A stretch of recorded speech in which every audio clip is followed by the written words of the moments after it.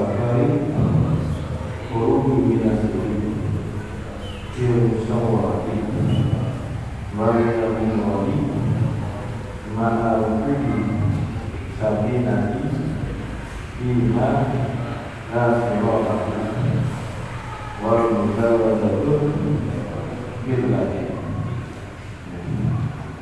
Bismillahirrahmanirrahim.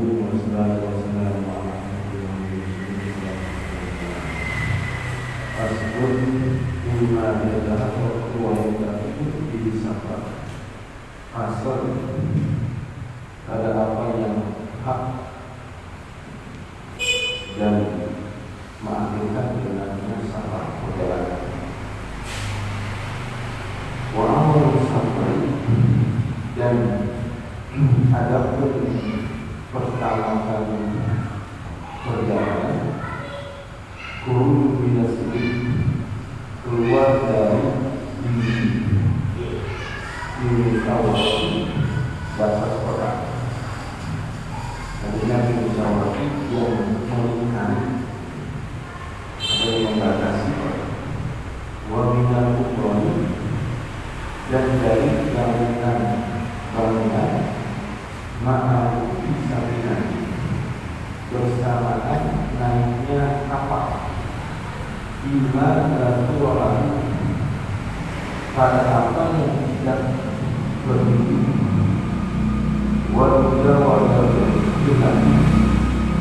dan melewati rumah-rumah yang berdiri. Artinya ini musannif sebenarnya membicarakan salah satu syarat di dalam sampah yang tidak sampah di dalam sholat kosong, yaitu salah satunya adalah mujawazatul balad, melewati batas kampung atau negeri atau kota, melewati batas wilayah kita. Maka diperbolehkan mengerjakan sholat kosong kalau sudah keluar dari batas kota kita. Kita berada di mana sekarang? Kota Tangerang. Batas kota Tangerang ada dengan Jakarta, ada dengan Kabupaten Tangerang, apa lagi? Lihat ya. Oh, ya Tangsel. Kedua Tangsel, Tangerang. Nah, kalau kita ingin mengerjakan sholat dengan kosong, maka harus melewati batas kota. Kalau zaman dahulu, batas kota itu ada benteng. Kita kalau melihat film zaman dulu, dia punya benteng. Benteng itu menandakan bahwa kita mengetahui tujuan kita di mana, jaraknya berapa, kemana-mana, berapa kilometer. Nah, udah berusaha semuanya, kemudian kita pengen mengkosong sholat. Ya, kalau berbicara kosong, maka harus keluar daripada batas kota. Contohnya batas kita dengan Jakarta dan dengan Medan. Kita mau ke Jawa misalnya, kita ke Lima Pantes. Nah, kita ke Lima Pantes itu masuk Jakarta dan ketika kita ingin sholat zuhur, kemudian sekaligus sholat asar dengan cara dikosong, boleh tidak? Boleh, karena sudah keluar batas kota kita. Iya. Kalau kita mengerjakannya di alam misalnya, itu juga boleh. Kenapa? Karena itu masuk wilayah kota Tangerang. Tapi kita dikatakan belum keluar dari batas kota. Ya. Jadi jangan nanti kalau istilah jamaah haji misalnya, ya rangkaiannya zuhur dari Al-Adha, langsung kemana? Ke Tanah Gede. Ya. Terus kalau begitu kita fokus di Al-Adha boleh nggak? Boleh. meskipun dibuat gede atau langsung ke bandara, ke pesawat ke Arab Saudi, meskipun kita tahu kalau kita mau ke luar negeri, ke Pasuruan, jaraknya masih memenuhi syarat Saudi, ya. Maka kalau ngerjainnya masih di wilayah kota Tangerang, 20 ribu. Ya, jadi ya sembarangan kita mau kosong juga harus ya, harus keluar daripada batas kota, ya, yang mengingkari. Kalau dulu tadi enak sudah dinding yang mengkering. Ya. Kemudian kalau memang tidak ada dinding, maka batas kota tersebut bisa dengan patokan bangunan-bangunan rumah yang ada di wilayah kita. Jadi ini bangunan, bukan ini poso, hutan atau padang pasir misalnya. Nah, maka boleh itu dijadikan patokan kalau kita sudah keluar dari batas bangunan, nah berarti kita dikatakan sudah keluar daripada batas wilayah. Ya. Apalagi kalau naik perahu misalnya yang kapal air. Nah ini kalau mulai naik kapal air berarti apa? Kalau sudah keluar di bangunan dengan kelihatan bangunan, nah maka diperbolehkan dia sholat dengan kosong. Yang dimana suatu daerah yang memang tidak mempunyai batas atau pagar. Kalau ada batas seperti pagar juga harus dengan sendiri. Ya. Tapi kalau tidak mempunyai, boleh dengan patokannya bangunan rumah yang berkumpul. Misalnya kalau satu kampung itu bikin rumah berkelompok itu, ya. Mungkin kita gambaran sekarang tapi kita menyatu semua. Tapi kalau kampung zaman dulu itu berkelompoknya. Ini kampung ini berkampung sono, tanahnya sawah, kampung Blok ini diwarnai dengan sawah kali misalnya. Nah, seperti itu begini. Jadi itu boleh saja kalau kita patokan dengan bangunan-bangunan.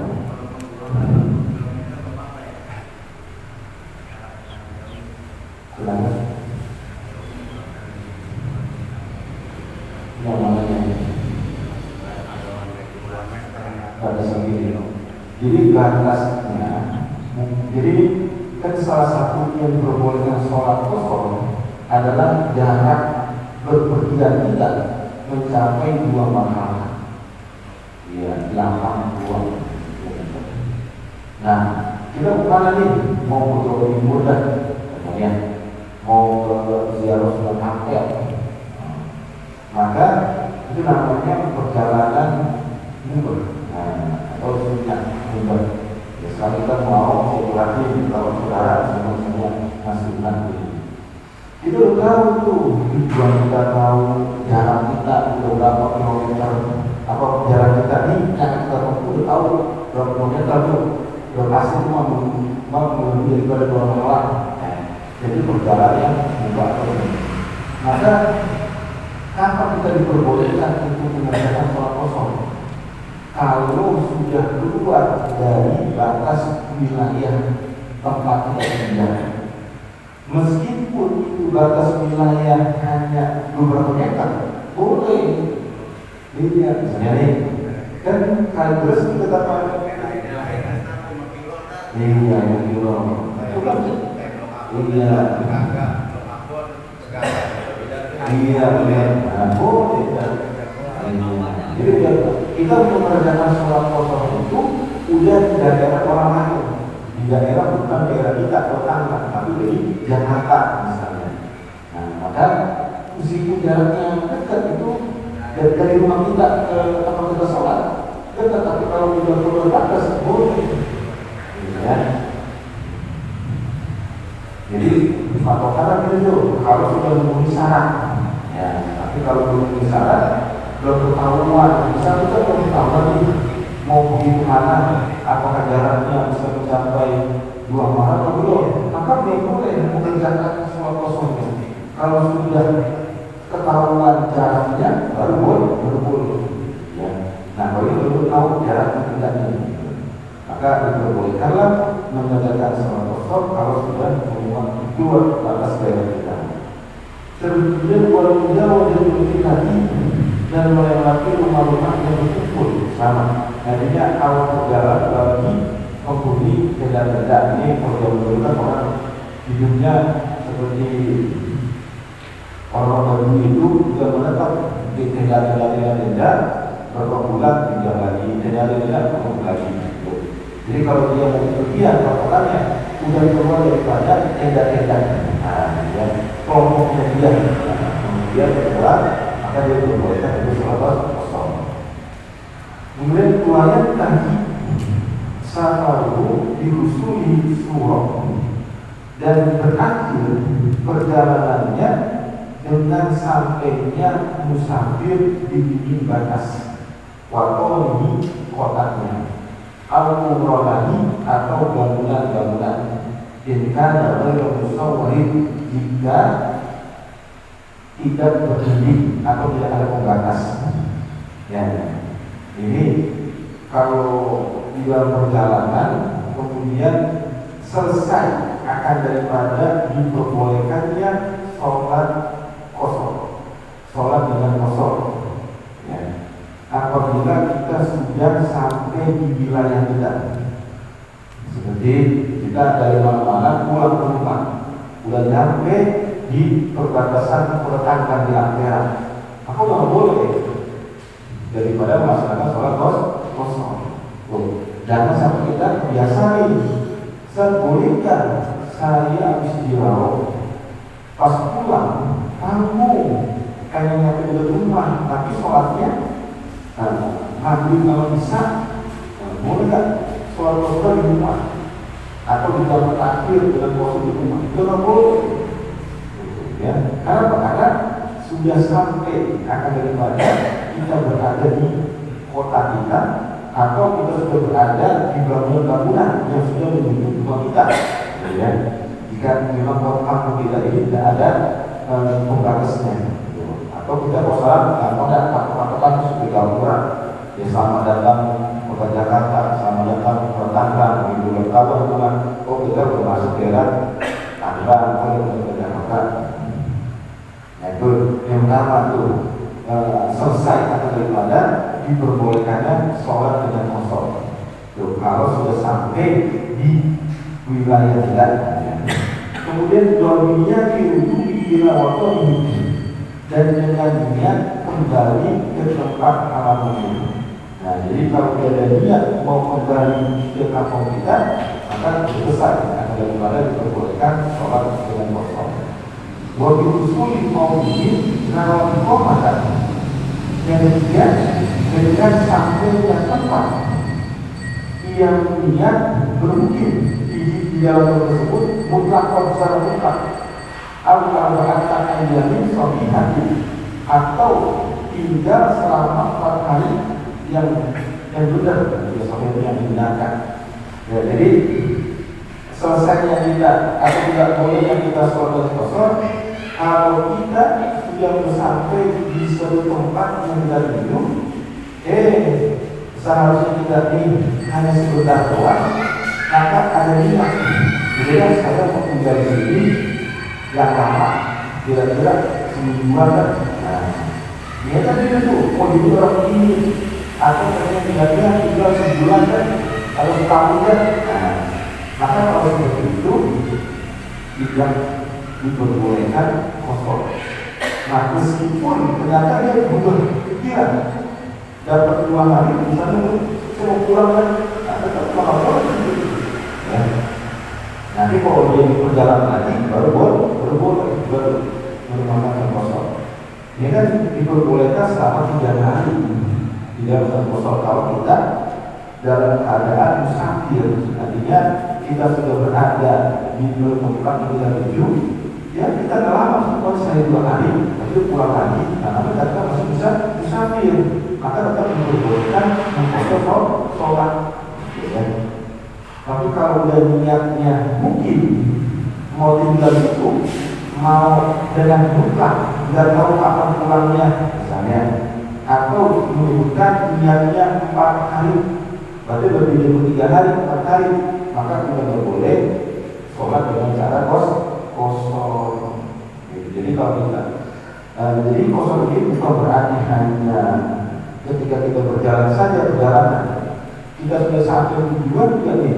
Misalnya kita ziarah ke Surah Ampel, kita ingat dulu semalaman, 2 malam misalnya waktu kita keliling lagi. Nah, kita dari situ daerah Surabaya, Jawa Timur, boleh kita sholat dengan cara kosong. Di situ kita artinya hidup semalaman di situ, 2 malam. Yang penting jangan ada niat untuk mungkin mau tinggal di situ, mau salah tempat atau menunjukkan daripada karirnya.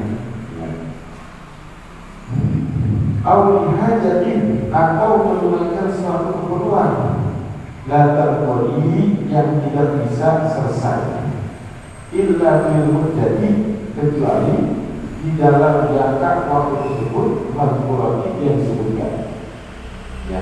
Atau ada hajat yang dimana ada kita tidak tahu kapan selesainya. Kita punya urusan, tapi urusan kita tidak tahu kapan selesainya. Apakah 10, apakah 3 hari, 5 hari, 10 hari, semua tidak tahu. Nah, atau sudah tidak boleh itu untuk melaksanakan sholat kosong, ya. Ya, kecuali kalau kita sudah mengetahui, oh saya ada hajat di kota ini, paling-paling 3 hari, boleh baru sholat kosong, gitu ya. Jadi baru ketahuan tuh, kita perlunya di sini sehari kan, 2 hari kan, yang penting ya sampai 3 melebihi daripada 3 hari. Kemudian buatkan yang tawakal qada'ah, dan jika dia menunggu untuk menyelesaikannya kula waqtin, setiap waktu, kalau ila samaniyata asyara yauman, maka diizinkan baginya sampai 18 hari. Nah, jadi jika dia menunggu ini ada dia punya urusan, ya saya sebenarnya urusan di kota tersebut ya paling sehari 2 hari selesai. Tapi kenapa ini ada halangan sampai tertunda, seharusnya 2 hari belum selesai, ini 3 hari belum selesai, 4 hari belum selesai, 5 hari, ini kapan selesainya? Nah, saya pengen pulang ke rumah, ya, ternyata udah 4 hari, 5 hari. Nah, maka di sini masih diperbolehkan dia untuk mengerjakan sholat dengan kosong sampai ke 18 hari. Sampai ke 18 hari. Karena ini dia tidak menentu kapan pulangnya. Artinya tidak menentu kapan selesainya. Ya. Kalau sudah lebih daripada 18 hari, maka tidak boleh sholat dengan cara kosong. Tapi kalau masih jangka 18 hari ini, maka masih diperbolehkan sebagai pendapat ulama, ya. Nah, tapi kalau dia seandainya dia tahunya urusan tersebut sampai lebih 3 hari, bukan udah boleh kosong, hari keempatnya tidak boleh, karena dia tahu, oh saya di sini berada sampai hari 4 atau hari 5, maka tidak boleh kosong rumah. Tapi artinya sampai 3 hari doang mungkin diperbolehkan. Nah, tapi kalau dia mengatakan saya mau di sini paling 2 hari doang, tapi ternyata urusannya berbeda tuh. Rencana dia pengen 2 hari, tapi takdir berbeda, harus menunggu itu. Nah, jadi urusan tambah panjang, maka diperbolehkan dia mau sholat sampai 18 hari. Ya.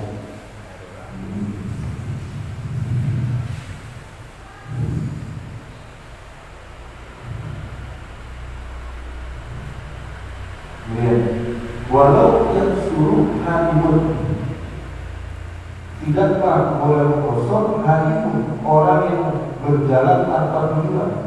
Nah, ini salah satu yang tidak diperbolehkan untuk kosong adalah ketika dia safar tapi tidak punya tujuan, mau kemana dia? Seperti orang berkelana, semungkinnya kemana tergantung hati saya mau sono kiri kanan lurus dari kanan belok kiblat dulu, ya tahu juga atau arah. Boleh kosong, boleh. Ya, jadi harus tahu tujuan kita mau kemana. Mau ke Lampung kan, mau ke Aceh kan, harus tahu mau ke Jawa Timur kan, Kalimantan kita harus tahu, jadi nggak boleh. Kadang di tengah jalan harus berdiri makanan, nggak boleh. Harus dari rumah ketahuan. Oh saya mau ke sini, kosong ke situ. Nah, baru diperbolehkan kosong. Karena kalau dia tidak tahu tujuan arahnya, maka tak ketahuan itu berapa kilometer ya yang disegel kali. Nah, ya. Meskipun pasal dia udah lama juga di jalan kaki misalnya. Seperti ini. Kalau wadah koniku ini dan tidak menuntut orang yang mencari, orang yang berhutang, karena tidak boleh mengkosor orang yang mencari, orang yang berhutang, al-abidin atau orang atau budak yang kabur, layak itu mau didahulu yang tidak mengetahui tempatnya. Wadah zaujatun yang tidak boleh mengkosor seorang istri, wadah abdul dan budak layak iklan maksiat, dan keduanya tidak mengetahui akan maksudnya illa pada marhalaini kecuali setelah mencapai dua marhalah.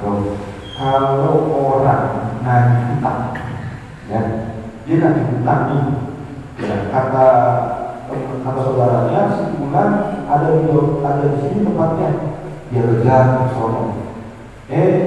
Ternyata nggak ada orangnya. Ditanya lagi, kemarin di sini baru begini belum masuk bulan dan bukan begitu sono. Nah, maka kalau begitu orang yang mencari hutang, apalagi orang yang mencari belum tentu ada, begitu ya. Berarti dia sama seperti orang yang tidak memiliki tujuan. Ya, maka dia tidak boleh mengkosor di dalam sholat, tidak boleh. Itu yang pertama. Ya. Yang kedua, budak yang kabur.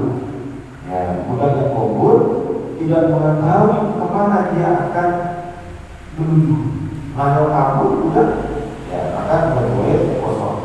Begitu juga tidak boleh mengkosor seorang istri atau seorang budak yang mungkin suaminya atau keluarnya budak itu, dan keduanya tidak tahu tujuannya mau kemana nih. Jadi istri kita tidak tahu, kita bawa aja ya. Yang tahu mau kita doang nih sebagai suami. Nah, istri kita tidak boleh itu mengkosor sholat. Kalau kita boleh kosor sholat kalau sudah menyesal, kalau sudah keluar daripada batas kendali kita. Nah, istri kita karena belum mencapai dua apa, karena dia tidak mengetahui kemana tujuannya, maka dia boleh kosor. Kapan diperbolehkan kosor? Kalau sudah mengetahui dari rumah dia ke tempat dia tuju, ternyata sudah 2 marhalah, hampir 83 km. Oh, baru tahu ke sini. Nah, baru boleh kosor. Sambil perjalanan belum boleh kosor ya. Jadi salah satu itu adalah tahu tujuannya dan jaraknya berapa marhalah kalau kita ke tempat tersebut, gitu ya. Ini termasuk dari ini musonif ya, memberikan penjelasan dalam satu masalah, cuma ada diperpanjang lebar ini. Dan ini termasuk daripada syarat-syarat diperbolehkannya kosor. Nanti saya rangkum dari selesai ada 11 syarat tersebut. Ya, jadi salah satunya yang ada 2 daripada syarat di dalam diperbolehkan kosor.